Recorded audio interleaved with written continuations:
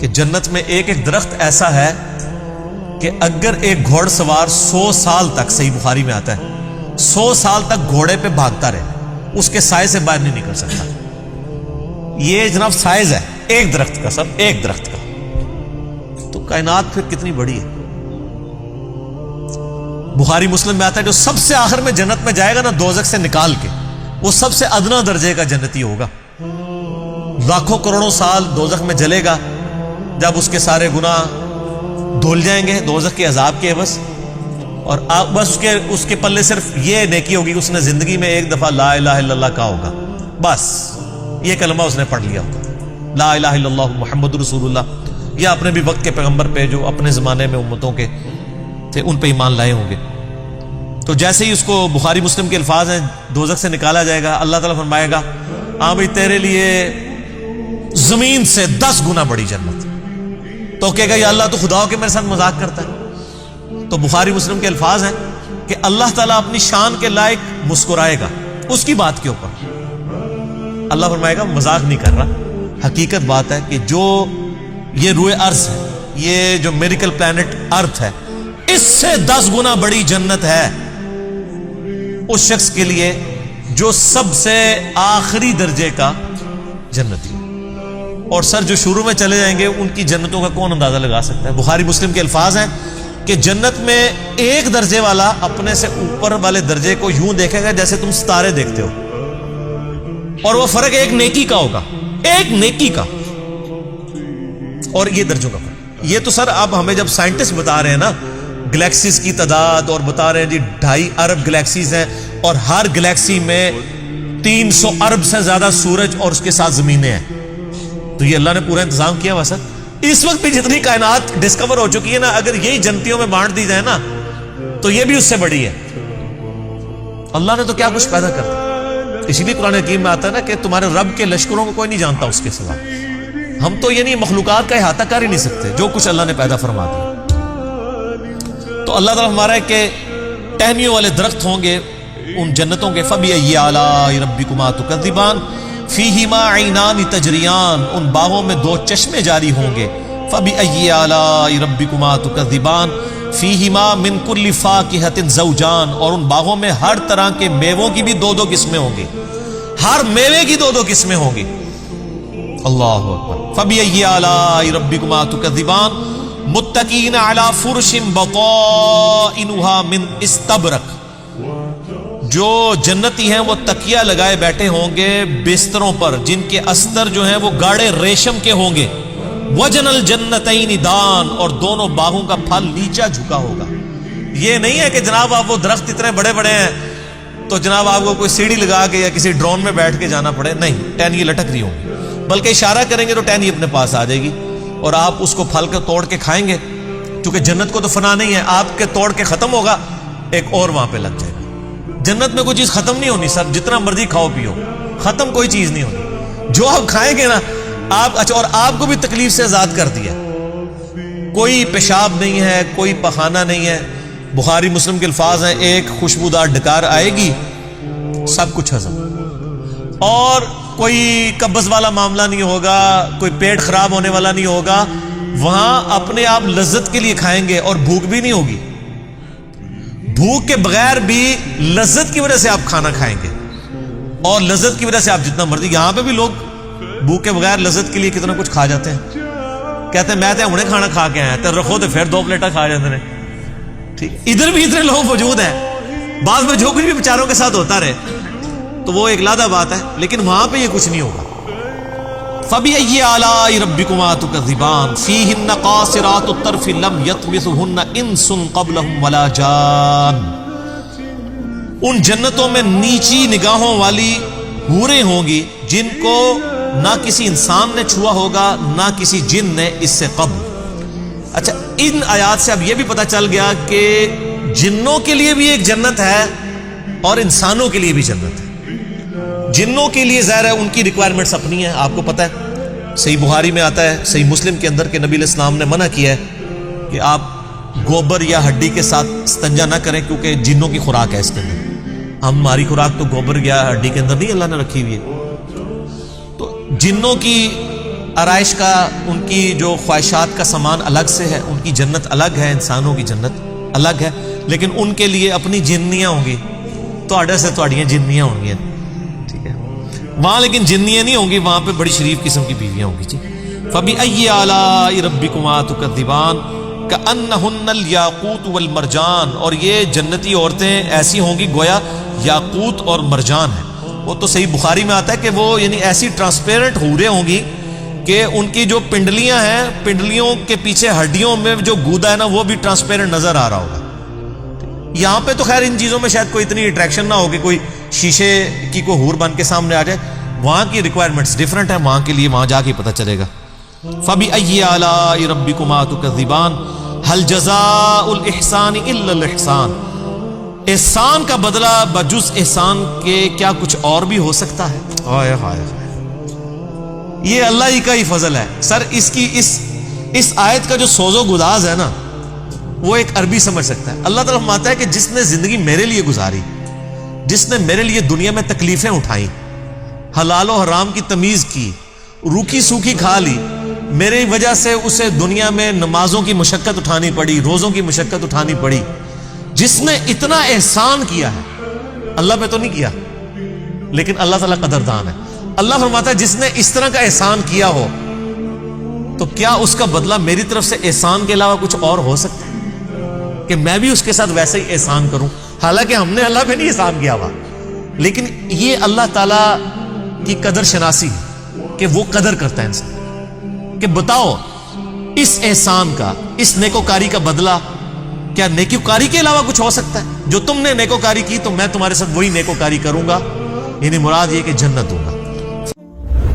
وَبَشِّرِ الَّذِينَ آمَنُوا وَعَمِلُوا الصَّالِحَاتِ، اور اے نبی علیہ السلام آپ خوشخبری دے دیجئے ان لوگوں کو کہ جو بات مان لیتے ہیں، یعنی ایمان لے آتے ہیں اور نیک اعمال اختیار کر لیتے ہیں، ان لہم جنات تجری من تحتها الانہار، کہ ان کے لیے باغات ہیں جن کے نیچے نہریں بہتی ہوں گی، کلما رزقوا، جب کبھی بھی انہیں رزق دیا جائے گا اس جنت میں، منہا ان باغوں میں سے، من ثمرۃ الرزق، کوئی پھل رزق کی شکل میں ان کو جب پیش کیا جائے گا، اہل جنت کو جنت میں جب کوئی فروٹ دیا جائے گا، قالوا هذا الذي رزقنا من قبل، وہ کہیں گے یہ تو وہی ہے جو ہمیں اس سے پہلے دنیا میں بھی دیا جاتا تھا، وَأُتُوا بِهِ مُتَشَابِهًا، حالانکہ وہ ان کو اس سے ملتا جلتا فروٹ دیا جا رہا ہوگا، ایگزیکٹ نہیں ہوگا، ملتا جلتا اس لیے دیا جائے گا کہ انسان کی ایک نیچر ہے۔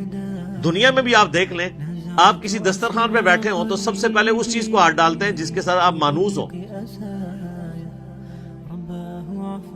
آپ کسی ولیمے پہ بھی جاتے ہیں تو آپ کے سامنے کوئی ایسی عجیب و غریب ڈش آ جائے تو آپ اس کے رسک نہیں لیتے کھانے کا کہ پتہ نہیں کیا ذائقہ ہو، الٹا پلیٹ بھر کے بیٹھ جاؤں اور اس دوران جو میں نے کھانا تھا وہ ختم ہی ہو جائے، یہ بھی چانس ہوتا ہے نا۔ تو انسان مانوس اس چیز کے ساتھ تھا جو پہلے اس نے اس کو ایکسپیرینس کیا ہو، یہ اللہ تعالیٰ نے انسان کی نیچر رکھی ہے۔ تو جنت میں بھی ابتدائی مہمان نوازی کے طور پہ جنتیوں کو وہ رزق دیا جائے گا جو دنیا میں وہ ایکسپیرینس کر چکے ہیں، آم، کیلا، انار، سیب، جو ہمارے ایکسپیرینس میں۔ اب دیکھنے میں تو وہ فروٹ دیکھنے میں تو ویسا ہی ہوگا، تو وہ کھانے سے پہلے یہ بات کریں گے کہ تو یہ وہی چیز ہے، ایتھے بھی آ کے وہی کچھ، لیکن مطلب آئے گا کہ ان کے اس کی طرح کا ہوگا لیکن ویسا نہیں ہوگا۔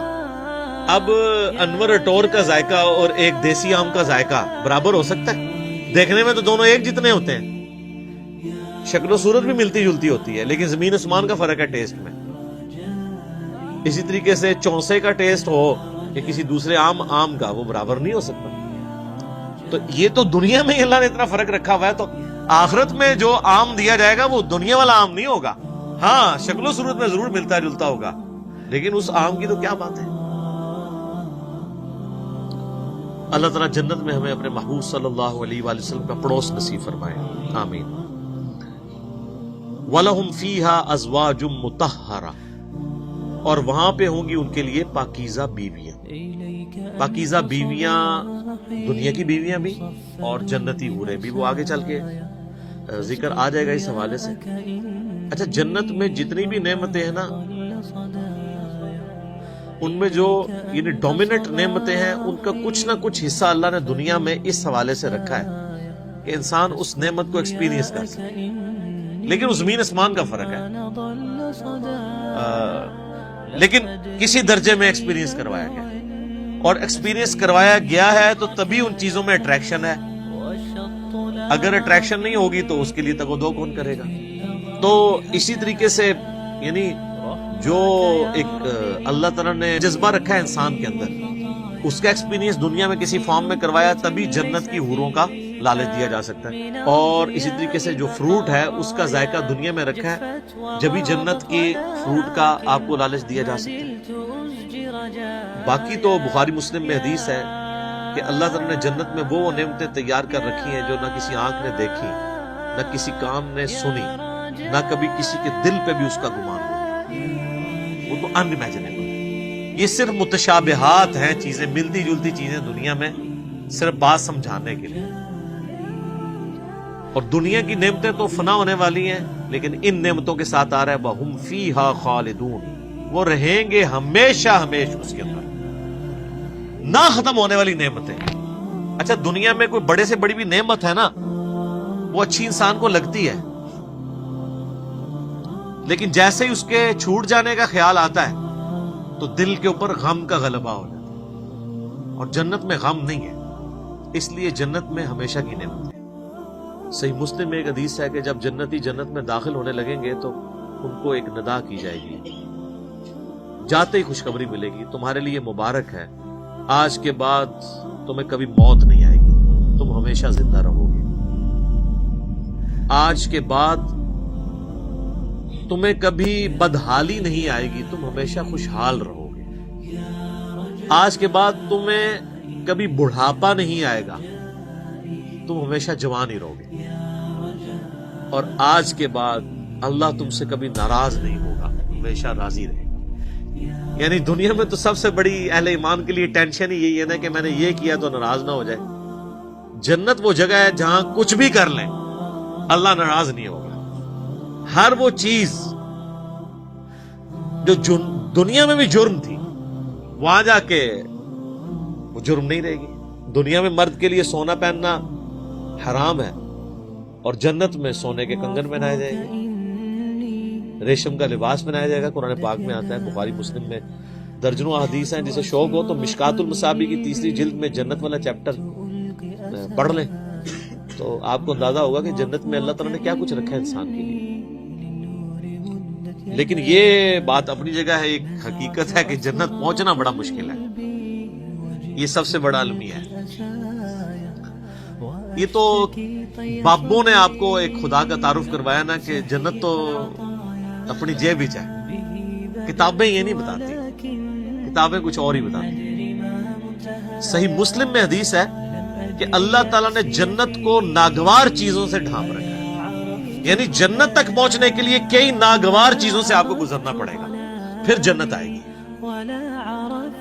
اور جہنم کو اللہ تعالیٰ نے خوشنما چیزوں سے ڈھانپ رکھا ہے. یعنی ہر اٹریکٹ فل چیز دوزخ کی طرف لے کے چلی جائے. ناگواری تو ہے نا, یعنی روزانہ 5 وقت نماز پڑھنا دنیاوی طور پہ ایک تردد تو ہے, سردیوں میں وضو کرنا ایک تردد تو ہے, گرمیوں کے روزے رکھنا ایک تردد تو ہے, حلال اور حرام کا فرق کرنا ایک تردد تو ہے. اور دوسری طرف آپ جو اپنی مرضی کے مطابق کوئی بھی کام کرتے جائیں وہ سیدھا آپ کو دوزخ کی طرف لے جائے گا, جو آپ اپنی مرضی سے کریں گے. اور جو اللہ کی مرضی سے کرنا پڑتا ہے اس میں تردد تو ہے, ظاہر وہ نفس کے خلاف ہے. یہ مسلم شریف کی حدیث کمال حدیث ہے کہ جنت ناگوار چیزوں سے ڈھانپی ہوئی ہے اور جہنم خوشنما چیز. اس کی ایکسپلینیشن جامع ترمذی میں, سنن ابی داؤد میں, سنن نسائی اور ابن ماجہ میں ہے کہ جب اللہ تعالیٰ نے جنت کو پیدا کیا تو حضرت جبرائیل علیہ السلام سے کہا کہ جائیں جنت کو جا کے وزٹ کریں کہ میں نے کیسی رہنے کی جگہ بنائی ہے. جب حضرت جبرائیل علیہ السلام جنت گئے اور اس کی خوبصورتی دیکھی تو اللہ تعالیٰ نے کہا کہ جبرائیل کیسا پایا جنت کو؟ کہا اللہ تیری عزت کی قسم کوئی بندہ ایسا نہیں ہوگا جو اس میں جانے کے لیے جان دھڑ کی بازی نہ لگا دے. کیا زبردست جگہ تُو نے بنائی ہے. اللہ نے فرمایا اچھا, اللہ تعالیٰ نے جنت کو ناگوار چیزوں سے ڈھانپ دیا, کہ مسلم شریف کی حدیث ہے, اور کہا اب جا کے ذرا جنت کو دیکھو. جب وہ دیکھ کے آیا تو انہوں نے کہا تیری عزت کی قسم مجھے نہیں لگتا کوئی بندہ جنت میں جانے میں کامیاب ہوگا, اتنا مشکل ہے. سر یہ ہے کتابوں کا خدا.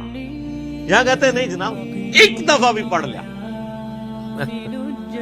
ایک دفعہ بھی پڑھ لیا, ایک پھیرا ہی لگے گا.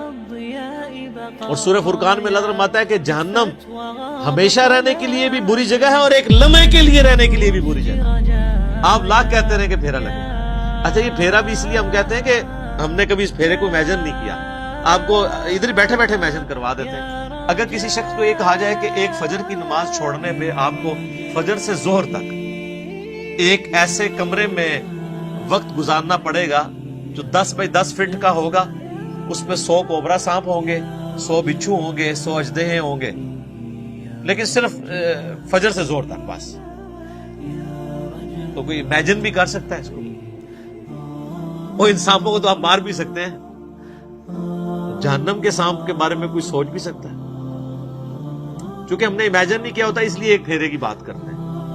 اور یہ تو بہت بڑی میں نے مثال دی ہے. اگر کسی شخص کو کہا جائے نا کہ فجر کی نماز چھوڑنے پہ فجر سے ظہر تک آپ کو صرف ایک موم بتی کا وہ چھوٹا سا جو فلیم ہوتا ہے نا اس کے اوپر یوں ہاتھ رکھنا پڑے گا فجر سے ظہر تک, سب 10 سیکنڈ نہیں کو رکھ سکتا. تو یہ کہنا آسان ہے پھیرے والی بات.